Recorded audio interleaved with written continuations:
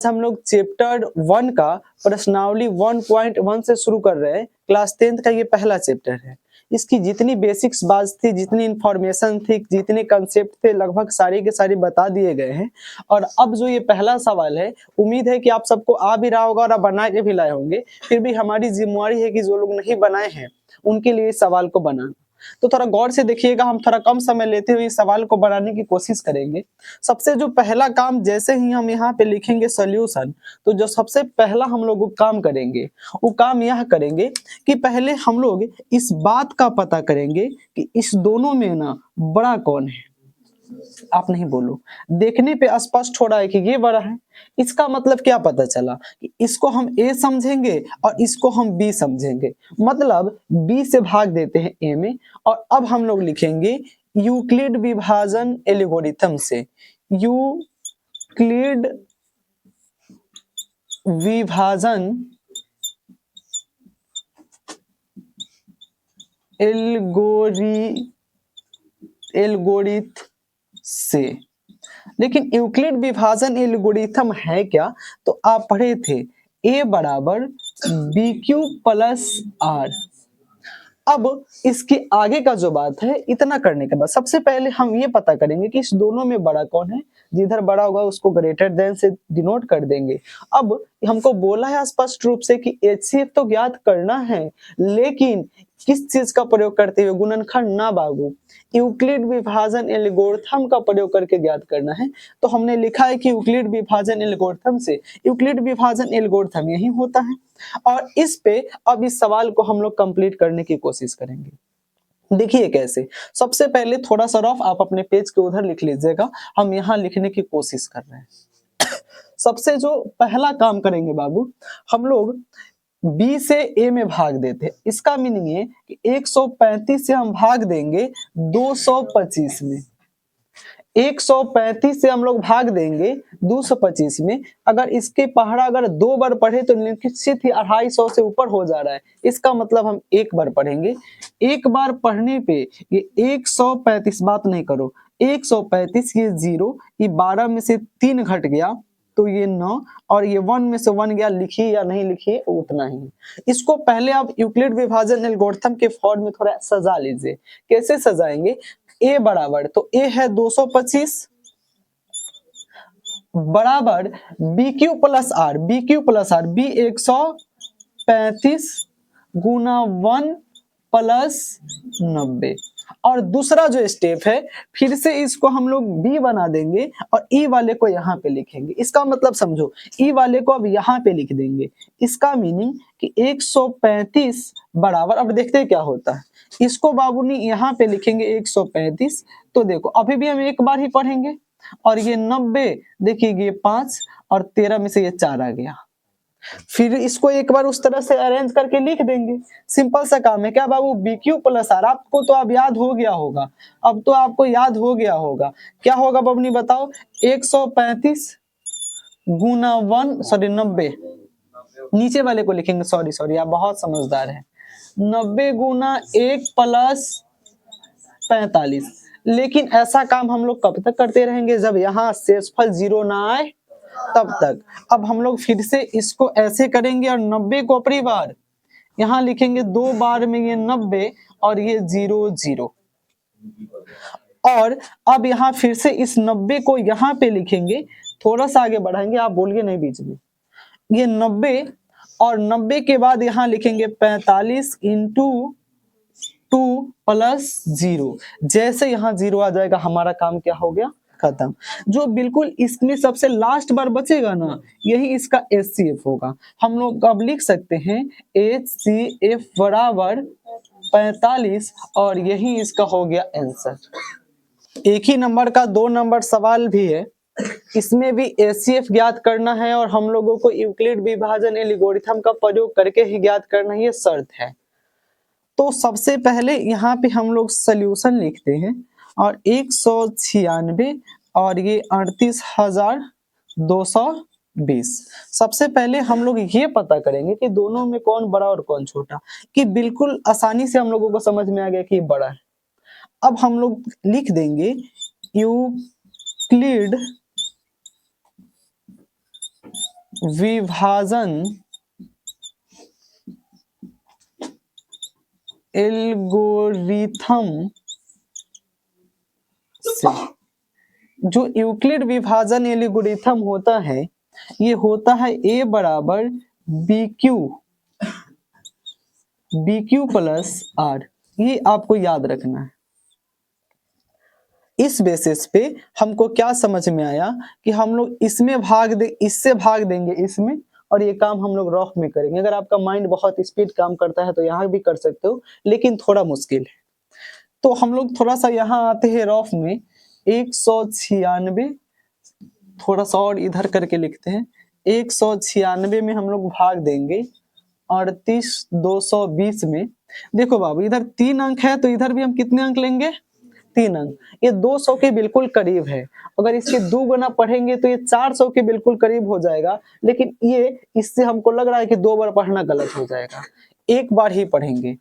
एक बार पढ़ेंगे तो ये 196, 12 में से 6 गया 6, और ये 17 में से 9 गया, सॉरी ये कितना, 17 में से 9 गया 8, और यहाँ बच जाएगा 1। 10 और ज्यादा होता तो हम 2 बार कर सकते थे। अब क्या करते हैं, भाग, सिंपल बात। इसके बाद वाले एक अंक को यहाँ पे लिखते हैं। 2 है, सॉरी 2 है अभी। अब हम लोग सोचेंगे कि इसका पहरा कितने बार पढ़ेंगे, कितने बार पढ़ेंगे, और 8 बार पढ़ेंगे, क्योंकि 9 बार पढ़ेंगे ना, 9 बार पढ़ेंगे। हाँ, 9 2 18 2 सॉरी 2 9 18 होता है, तो 200 के आसपास है तो 1800, और 1800 से थोड़ा कम ही है और ये 1800 से ज्यादा है। ऐसे आप दिमाग में थोड़ा सोचिएगा तो आपको पता चल जाएगा। हम 2 बार पढ़ सकते हैं, सॉरी 9 बार। 9 छक 54 का 4, 9, और फिर 9 9 81, और 81 और 5 86 का 6, और 9 एकम 9, और 9 और 8 17, और यहाँ बचेगा 12 में से 8 गया तो, सॉरी 4 गया तो 8, ये 15 में से 6 गया तो 9, ये 0, ये 0। इसको एक बार इस फॉर्म में पहले अरेंज कर लीजिए। कैसे अरेंज करेंगे? ए किसको आप माने थे?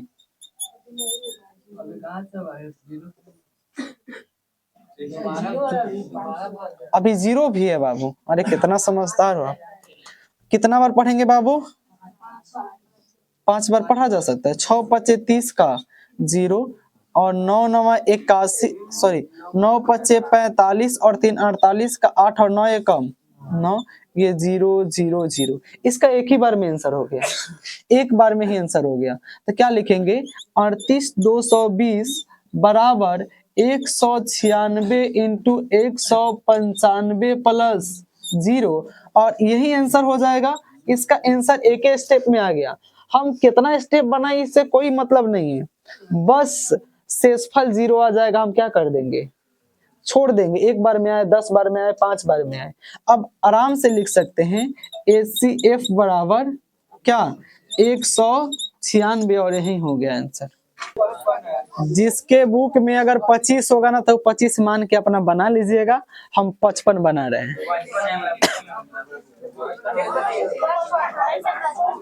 हाँ है। ए सुनिए सुनिए सुनिए, ए ले रहो।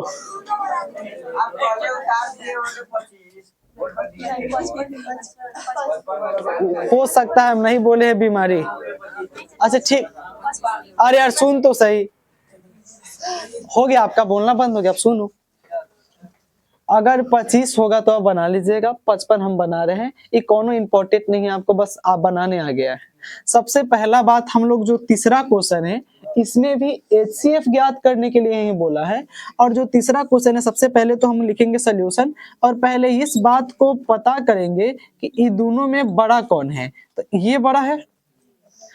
अब हम थोड़ा सबसे लिख ही देंगे, यूक्लिड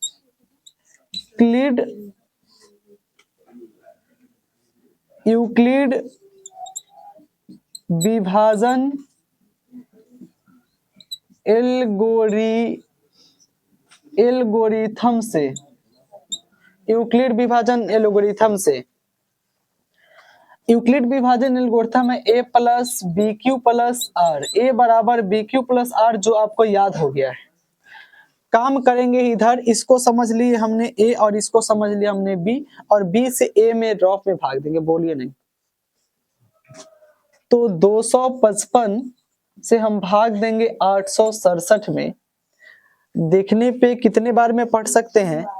3 बार। 5 या 15 का 5, 5 या 15 एक 16 का 6, 3 दूना 6 और 6 एक 7, यहाँ बचेगा 2 0 1।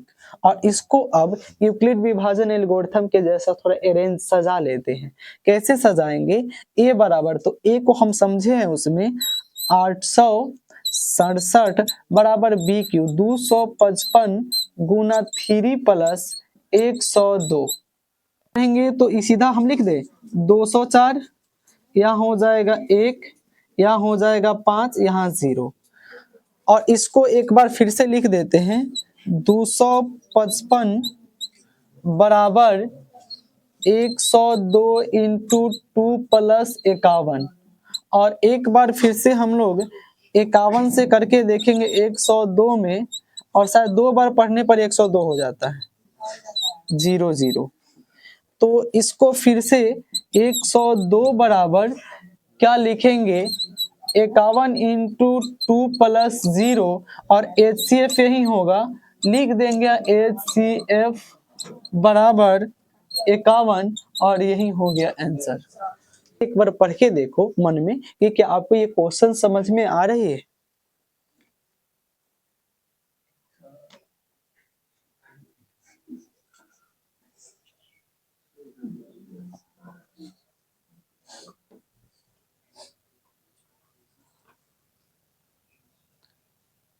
तो आपके तरफ से जवाब होगा कि ये क्वेश्चन आपको समझ में नहीं आ रही कि बोला क्या है। अब मेरे बात को थोड़ा ध्यान से समझो। इसमें एक चीज की चर्चा है, धनात्मक पूर्णांक। इसमें एक चीज की चर्चा है, धनात्मक पूर्णांक। तो धनात्मक पूर्णांक आपको पढ़ा रहे थे, जब पूर्णांक पढ़ाए थे तो बोले थे कि अगर कोई संख्या रेखा है, यहाँ पे 0, यहाँ पे 1, यहाँ पे 2, और यहाँ पे -1 और यहाँ पे -3 -2। 0 के इधर वाले सारे संख्या को धनात्मक पूर्णांक बोलते हैं, और 0 के इधर वाले के को ऋणात्मक पूर्णांक बोलते हैं। इस बात का मतलब यह है, इस बात का मतलब यह है, कोई भी धनात्मक विषम पूर्णांक, क्वेश्चन में देखिए तो कोई भी धनात्मक विषम है क्या, यहाँ लिख देते हैं, कोई भी धनात्मक विषम पूर्णांक। और विषम संख्या किसे कहते हैं? थोड़ा मिस हो गया था, विषम छूट गया था, हमने लिख दिया है।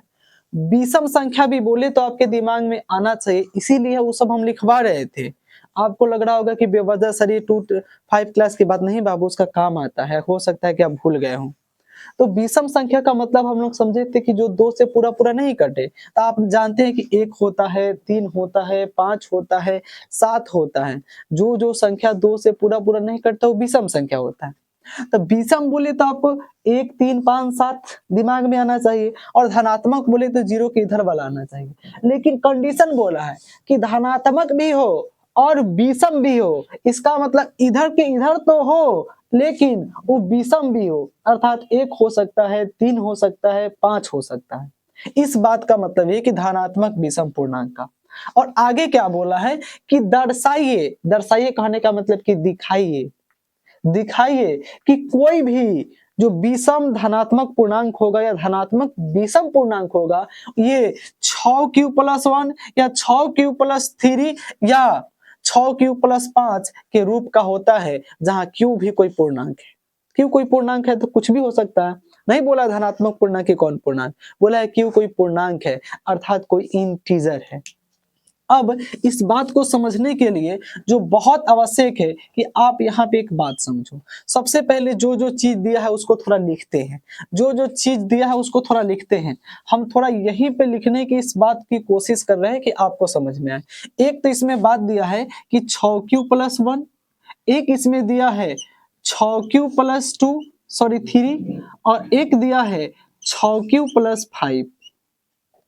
और अब यूक्लिड विभाजन जो एल्गोरिथम होता है या जो प्रमेयिका होता है उसके बारे में आप ये जानते हैं कि A बराबर बी क्यू प्लस आर, ये बात आप जानते हो। अब ठीक से समझे तो देखो यहाँ पर A बराबर हमको नहीं दिया है, फिर यहाँ पर भी A बराबर नहीं दिया और यहाँ पर भी A बराबर नहीं दिया। और ठीक से समझे तो इस क्वेश्चन में ना हमको A निकाल के बताना होता। तो देखो A को तो हम लोग कहते हैं भाज, B को कहते हैं भाजक, Q को मतलब कहते हैं भागफल और R का मतलब होता है शेषफल। इस हिसाब से ये सब B है, सब में ये सब B है, सब में 6 है, B है। Q का वैल्यू हमको नहीं पता है, Q के बारे में बोला है कि कोई पूर्णांक है। और R का मतलब होता है शेषफल, इसका मतलब ये भी शेषफल है, ये भी शेषफल है, ये भी शेषफल है। तो हमको B सबके लिए 6 पता है कि नहीं? B सबके लिए 6 पता है कि नहीं? अब एक बात बताओ, अगर आप किसी संख्या से 6 में भाग दोगे, सॉरी 6 से किसी संख्या में भाग दोगे तो इसका जो शेषफल आएगा वो 6 से छोटा ही आएगा। अगर 6 के बराबरों हो जाता, अगर 6 के बराबरों हो जाता तो इसका मतलब तो भाग लग जाता, यानी इसका जो शेषफल आएगा या तो 0 हो सकता है, या तो 1 हो सकता है, या तो 2 हो सकता है, या तो 3, या तो 4, या तो 5। क्या इसके अलावा दूसरा कोई शेषफल हो सकता है क्या? नहीं। हम इससे भाग दे रहे हैं तो शेषफल से हमेशा छोटा आना चाहिए, B से हमेशा R छोटा होना चाहिए। जब यहाँ पर दे दिया है कि B 6 है तो इसका मतलब हम समझेंगे कि इसका शेषफल इसी में से कोई होगा लेकिन इससे छोटा होगा, या तो 1 होगा, 1 होगा, 2 होगा, 3 होगा, 4 होगा, 5 होगा, 6 नहीं हो सकता है, 6 से छोटा ही होगा।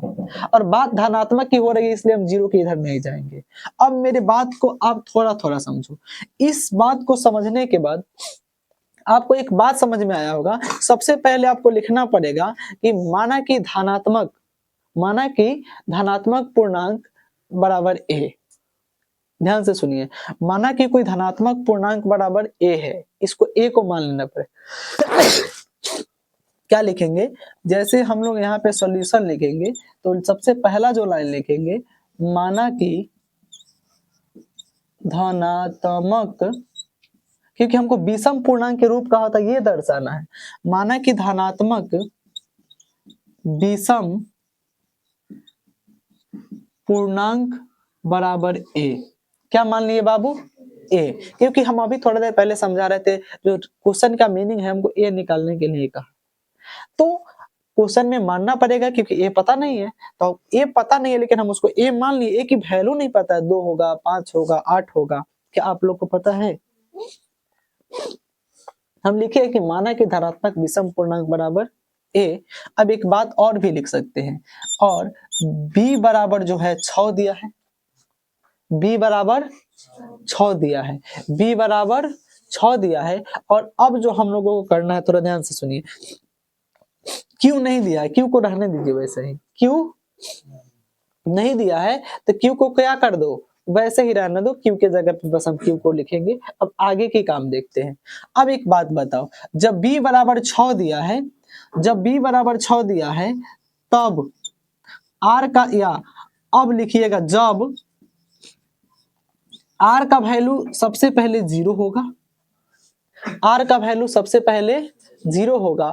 अब बताओ, अगर R के वैल्यू यहाँ पर हम 0 रख के देखेंगे तो हम क्या लिखेंगे? हम क्या लिखेंगे बताओ? हम लोग लिख सकते हैं, जब R की वैल्यू यहाँ पे लिख रहे हैं, जब R बराबर 0, जब R बराबर 0, क्योंकि देखिए हम अभी लिखे थे कि 0 हो सकता है, 1 हो सकता है, 2 हो सकता है, 3 हो सकता है, 4 हो सकता है, 5 हो सकता है, लेकिन 6 से क्या होगा?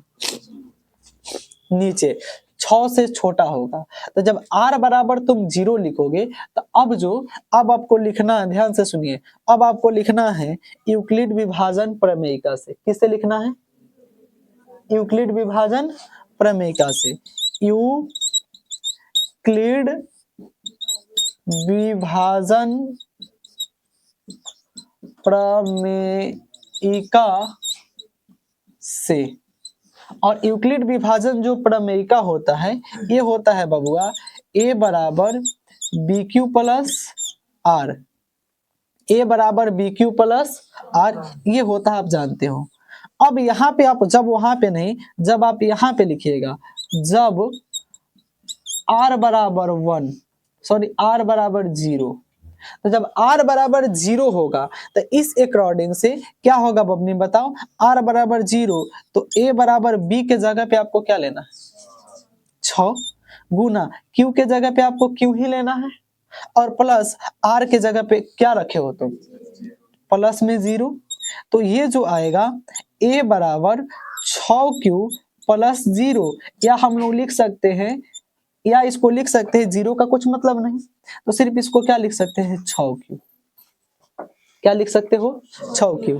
लेकिन बबुआ जब r बराबर 1 होगा तब क्या कंडीशन होगा, क्योंकि हम 1 0 से लेकर के 5 तक r हो सकता है 6 से छोटा में, तो r बराबर अगर हम लोग 1 बोलेंगे, r बराबर जब हम 1 बोलेंगे तब फिर से होगा a बराबर 6 गुना q प्लस 1, और इसको अगर आप ठीक से लिखना चाहो तो क्या लिख सकते हो 6q प्लस 1। लेकिन उसी तरह से अगर हम थोड़ा और आगे बढ़े तो r बराबर अगर 2 होगा, r बराबर अगर 2 होगा तो हम लिखेंगे a बराबर 6q प्लस 2, थोड़ा आप शॉर्ट में लिख दिए हैं, एक बार कहला फैला के लिखे। उसी तरह से अगर r बराबर बबनी क्या होगा 3, तो हम क्या लिखेंगे a बराबर bq प्लस 3, और अब थोड़ा सा यहाँ पे उसके नीचे, क्योंकि इसके नीचे हो सकता है कि नहीं दिखाई दे, ठीक है थोड़ा दिखाई देगा तो हम यहाँ पे लिख देते हैं। फिर अगर बाबू r बराबर तुम 4 रखोगे तो a बराबर क्या होगा bq प्लस, सॉरी bq नहीं, ये 6 होगा बाबू, हम लिख दिए, क्या लिखेंगे बबनी 6q प्लस 4। लेकिन अब r बराबर हम 5 रखते, अगर r बराबर क्या रखते 5 रखते, तो a बराबर 6q प्लस 5, ऐसा ही कंडीशन होता। अगर r b बराबर 6 दिया है तो इतना ही ना कंडीशन बनेगा। अगर आप गौर से देखो, बोला है कि विषम धनात्मक पूर्णांक, विषम धनात्मक पूर्णांक, तो एक तो थोड़ा ध्यान से सुनिए, एक तो विषम धनात्मक पूर्णांक ये आ गया है, एक तो गौर से देखेंगे तो एक ये आ गया है, एक ये आ गया है, और एक बहुत गौर से देखेंगे तो एक ये आ गया है, और इस आधार पे तो हमको दर्शाना था। इतना काम करने के बाद बस हम बोल देंगे यहाँ पे अतः, अतः इसके बाद लिखिएगा अतः 6q plus 1 coma 6q plus 3 या 6q प्लस 5